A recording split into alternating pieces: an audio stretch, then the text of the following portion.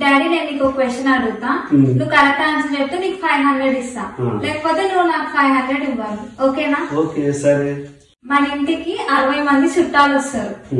Mummy ఏం చేస్తుంది, cups లలో టీ పోసి 60 కప్స్ ఇస్తుంది. కానీ ఒక కప్పు ఒకరికి ఇస్తుంది, మిగతావి ఎవరికి ఇయ్యదు, ఇంకా వెళ్ళిపోతుంది. ఇప్పుడు మమ్మీ ఎన్ని కప్స్ తీసుకెళ్ళింది? మరోసారి చెప్పు క్వశ్చన్. మమ్మీ 60 కప్స్ తెస్తుంది హాల్లోకి, కానీ ఒకటే కప్ ఇస్తుంది ఒక రిలేటివ్ కి, ఇంకా రిటర్న్ వెళ్ళిపోతుంది. మమ్మీ ఎన్ని కప్స్ తీసుకెళ్ళింది? అర్థమైంది, 5 కప్స్ కాదు. ఎట్లా? 6 టీ కప్స్ లా ఒకటి ఇచ్చిపోయిందంటే మిగతా 5 కప్స్ తీసుకుపోయినా కాదు. నేను 6 టీ కప్స్ అనలే, 60 అన్నా. 60 లో 1 కప్ పోతే 59. లేదా అదంటావు, అది చెప్తే ఇది అంటావు. 500 ఇచ్చేసే. రేపు ఇస్తా, బోర్డు పెడతా, ప్రతిరోజు ఆ బోర్డు చూపిస్తా.